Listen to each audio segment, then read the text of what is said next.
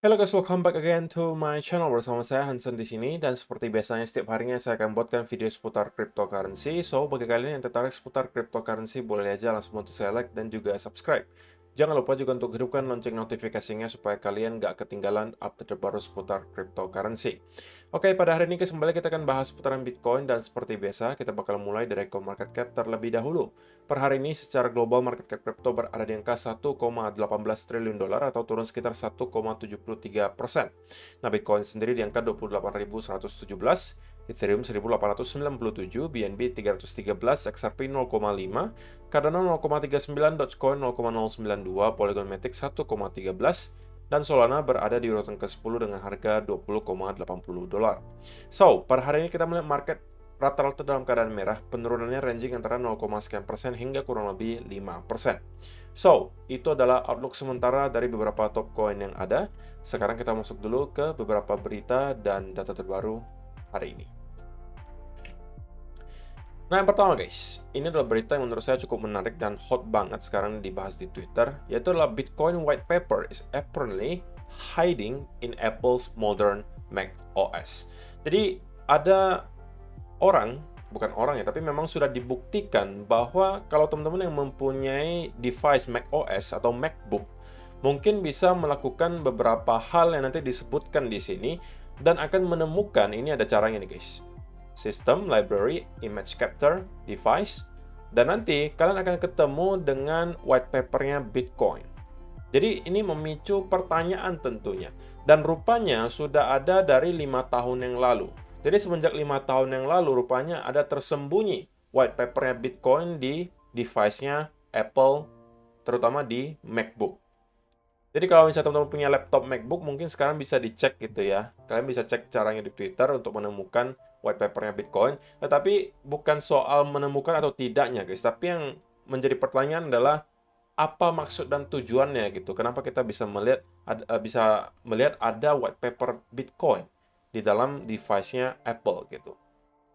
Apakah ini hanya sebuah kebetulan? Apakah ada sesuatu yang sedang disembunyikan? Who knows? In the end of the day, menurut saya ini adalah harusnya ya kategorinya positif ya, nggak mungkin negatif gitu. Karena apa negatifnya? Kalau misalnya kita ada melihat white paper Bitcoin di Apple. Tetapi positifnya tentu aja bisa banyak gitu. Tetapi kita nggak tahu yang mana. Cuman yang sekarang kita tahu adalah memang ada white papernya Bitcoin di device-nya Apple. Dan ini kita mungkin akan mendapatkan konfirmasi mungkin atau klarifikasi dari pejabat Apple, who knows gitu ya. Tapi yang baru kita tahu sekarang adalah hal ini. Jadi inilah yang pertama guys. Menurut kalian gimana? Apa maksud dan tujuannya? Kalian boleh kasih komentarnya di kolom komentar di bawah. Yang kedua, ini menurut saya bisa dikategorikan sebagai berita baik sekaligus buruk gitu ya. Karena baiknya adalah kita kembali melihat MicroStrategy atau Michael Saylor kembali melakukan akumulasi ya. Dia termasuk salah satu whales terbesar Bitcoin, dan mereka kembali menambah 1045 Bitcoin dengan total pembelian 29 juta dolar dan menjadikan mereka sekarang salah satu pemegang terbanyak Bitcoin dengan kurang lebih 140.000 Bitcoin, kalau dinominalkan sekarang itu kurang lebih 12,6 miliar dolar. Oke, nah buruknya apa? Buruknya adalah katanya nih guys, setiap kali MicroStrategy itu mengumumkan pembelian tambahan untuk Bitcoin, biasa tidak lama kemudian kita akan melihat Bitcoin itu terkoreksi. Dan kita sudah melihat Bitcoin terkoreksi guys, dari yang 28.600 atau bahkan 800 kemarin sampai ke kurang lebih sekarang 28.000 lagi. Apakah ini efek dari MicroStrategy? Who knows? Tapi yang kita tahu faktanya adalah mereka terus-menerus melakukan akumulasi, dan dalam beberapa bulan ini saja mereka sudah beberapa kali gitu melakukan penambahan, dan penambahannya juga nggak nanggung guys, ribuan Bitcoin rata-rata. Sampai sekarang mereka sudah punya kurang lebih 140.000 Bitcoin. Dan saya rasa mereka akan terus melakukan hal ini selama mereka mempunyai dana cadangan. Gitu ya. Dan ya kita bakalan lihat hasilnya seperti apa nanti.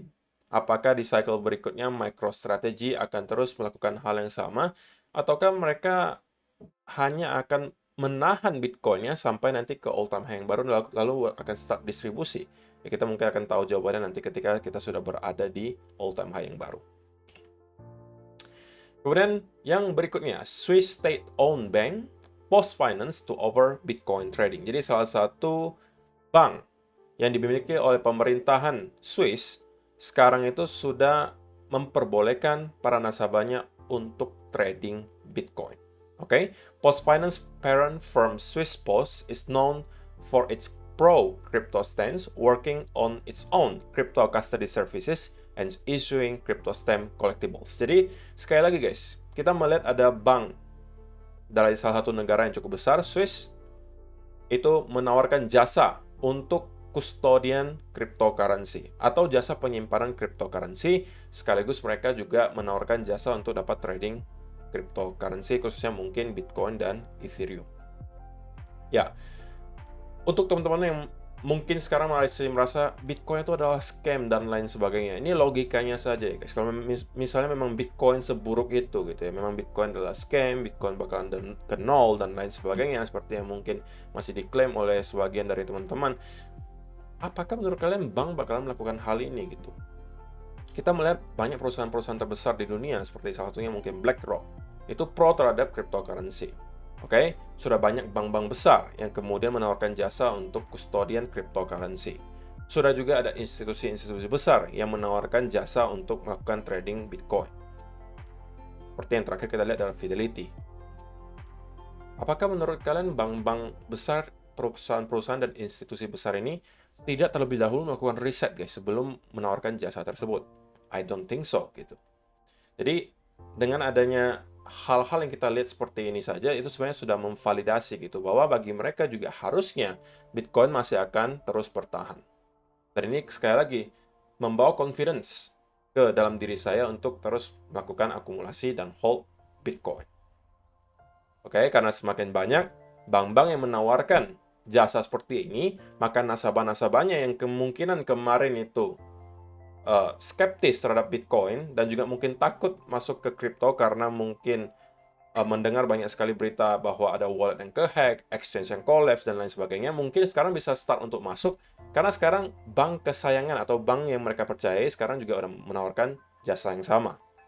Oke? Dan juga tentunya untuk orang-orang yang sebelumnya belum pernah kenal dengan namanya cryptocurrency atau Bitcoin, mulai mungkin start untuk mempelajari apa sih itu Bitcoin gitu. Dan mungkin bisa menjadi investor baru di dunia kripto. Jadi overall ini adalah sebuah berita yang sangat baik, dan dalam beberapa bulan terakhir kita juga melihat adopsi terus-menerus terjadi, terutama di 1-2 tahun terakhir guys. Kita hampir setiap bulan atau bahkan di beberapa bulan yang lalu hampir setiap minggu ya, kita melihat ada perusahaan-perusahaan, bank-bank maupun institusi besar yang mulai start untuk menawarkan jasa, baik itu trading Bitcoin, custodian Bitcoin, ataupun yang intinya berkaitan dengan cryptocurrency. Gitu ya. Dan juga yang terakhir ini dari CG, jarang-jarang gitu ya dia ngepost sesuatu yang berkaitan dengan spesifik Bitcoin, tapi kali ini ya spesifik guys. There are more than 56 million millionaires in the world and only 1 million people with more than 1 Bitcoin. Do the math. Jadi katanya nih guys, ada 56 juta orang yang merupakan jutawan di dunia ini. Jutawan dalam bentuk dolar ya guys, alias dia punya aset minimal 1 juta dolar. Dan sedangkan guys, total Bitcoin yang ada nanti maksimum supply itu hanya kurang lebih 21 juta saja. Kalian bisa hitung saja sendiri gitu. Kalau 1 milioner ini saja beli satu orang beli satu, atau 50%-nya saja membeli 1 Bitcoin, maka stok Bitcoin sudah selesai habis gitu. Dan ya, kalau misalnya kalian lihat dari number of addresses-nya, untuk yang sudah nge-hold lebih dari 1 Bitcoin, sekarang itu terus meroket. Oke, karena orang sudah semakin banyak yang merasa bahwa Bitcoin adalah salah satu at least alternatif gitu ya untuk melakukan investasi. Jadi kita mulai melihat orang mulai percaya gitu terhadap Bitcoin, dan kita melihat ya orang-orang terus membeli, dan semakin banyak investor baru yang masuk, semakin banyak orang yang hold Bitcoin lebih dari 1 Bitcoin. Oke, apakah kalian termasuk salah satunya yang udah punya 1 Bitcoin, ataukah kalian masih berada di bawah angka 1 Bitcoin? Nggak apa-apa, kalau misalnya kalian terus melakukan akumulasi, in the end of the day, cepat atau lambat pasti kalian akan mendapatkan minimal 1 Bitcoin. Gitu ya. So, itu adalah beberapa data dan berita hari ini yang pengen saya sampaikan untuk kalian guys. Sekarang kita masuk ke chartnya Bitcoin, dan saya pengen mulai dari 1 hour chart terlebih dahulu. So, untuk teman-teman yang ada nonton video saya kemarin, sudah saya sampaikan bahwa guys, ketika kita berada di sekitaran area 28.600 sampai 800 di sini, kita tahu bahwa ini adalah area resistance, gitu ya. Jadi akan sangat tidak bijak kalau misalnya teman-teman melakukan buy di sekitaran area di sini. Adapun kalau misalnya teman-teman memang agresif, ini adalah peluang untuk short. Oke, saya sudah sampaikan di video kemarin, tapi itu pun harus teman-teman lakukan ketika kalian dapat setup. Dan kalau kalian jeli, maka kalian akan dapat setupnya di sini. Setupnya apa? Berupa double top. Ini juga adalah salah satu skenario yang kemarin saya sampaikan. Walaupun saya sampaikan kemarin paling idealnya sebenarnya adalah kita sedikit break ke atas, kemudian baru drop lagi dan membentuk semacam double top. Tapi in the end of the day, ini adalah double top. Breakdown dari neckline, retest, ini adalah harusnya peluang bagi teman-teman untuk masuk. Jika kalian sempat masuk ke trade tersebut, maka selamat, harusnya kalian sudah dalam keadaan cuan. Tetapi saya harus pesan bahwa teman-teman please secepatnya menggeser stop loss-nya ke arah entry, atau mungkin kalian sudah sempat untuk take profit di sekitaran area di sini. Sekali lagi, ketika kalian trade di pertengahan area antara 28.600-an sampai ke 26.600-an, semua yang kalian trade di dalam ini menurut saya adalah short term. Oke, karena sekali lagi selama kita bertahan di sekitaran area range di sini, kita masih bisa aja bolak-balik sampai berminggu-minggu berikutnya, sampai pada akhirnya market memutuskan arahnya kemana gitu. Trade kalian bisa dikategorikan sebagai swing trade apabila kita sudah mampu untuk jebol dari salah satu area di sini.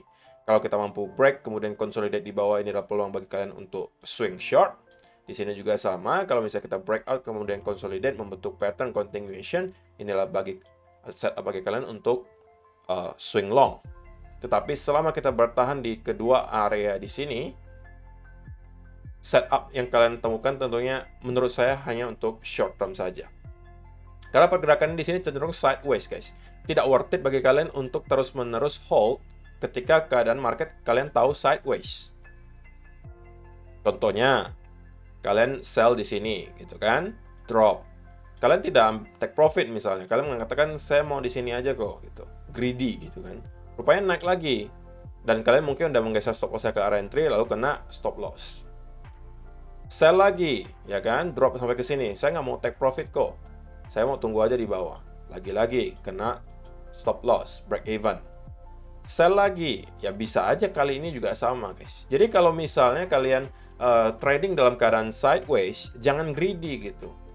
Oke, kalau misalnya sudah dapat minimal 1:2 risk to reward ratio-nya, sudah ambil aja. Atau at least take profit sebagian gitu. Kalau memang teman-teman yakin banget kali ini kita sudah akan nyampe lagi ke sekitaran area 26.500-an. Nah, kalau bagi saya guys, karena kita mendapatkan ada sell off yang lumayan di sini. Kalau ternyata yang kita lihat nanti adalah hal semacam ini guys, dimana kita membuat ada 2 atau 3 wave yang cenderung korektif, oke, yang cenderung korektif, maka ini bagi saya adalah pertanda bahwa Bitcoin sudah kemungkinan akan kembali drop. Minimal guys, minimal ke sekitaran area 27.500 sampai 600 di sini. Oke. Minimal di sini. Kalau ini mampu kita jebol lagi, maka next-nya ada di sekitaran 26.600. Oke. Jadi kalau teman-teman yang belum sempat short, mungkin itu bisa jadi setup berikutnya untuk kalian. Tapi kalau kalian yang mau long, yang nekat untuk long, saya rasa sekarang belum saatnya guys. Karena belum ada tanda-tanda lagi bahwa Bitcoin akan kembali rally dari sini. Walaupun tidak ada garansi bahwa kita tidak mungkin naik ke sana, nggak ada garansi seperti itu. Bisa aja kita naik ke seperti itu, tapi setupnya tidak ada bagi saya guys. Jadi kalaupun naik dari sini, ya sudah saya anggap saya ketinggalan gitu. Nah, tapi kalau misalnya kita dapat setup, antara pertama kalian dapat setup sell berupa corrective move seperti ini adalah setup sell. Oke. Kalau kalian mau cari setup buy, tunggulah ada model seperti ini guys. Ada rally, diikuti ada continuation pattern di sini, baru kalian masuk. Kalau kalian ngasal masuk buy di sini tanpa ada setup, riskan gitu guys. Riskannya apa? Kalian bakalan bingung keluarnya harus sebelah mana. Oke, jadi untuk sementara bagi saya, untuk short term banget, kita kemungkinan akan cenderung agak sideways di sini. Oke, dan kalau kita memang melakukan hal ini adalah pertanda bahwa probability-nya lebih tinggi bahwa kita akan meneruskan penurunan minimal menuju ke area yang tadi kita sebutkan di sekitaran 27.500 sampai 600-an. Kalau ini jebol, kita kemungkinan bisa nyampe ke sekitaran area 26.600. Oke, jadi short term cenderung agak bearish bagi saya. Kecuali nanti ada pattern berbeda yang saya lihat muncul, dan itu mengubah senarionya menjadi sedikit ke arah bullish, itu mungkin kita bakalan, atau saya bakalan flip. Tapi untuk sementara belum ada hal tersebut. Oke, so itu aja sih yang perlu saya sampaikan untuk video hari ini guys. Terima kasih yang sudah menonton sampai selesai. See you in the next video. Bye-bye.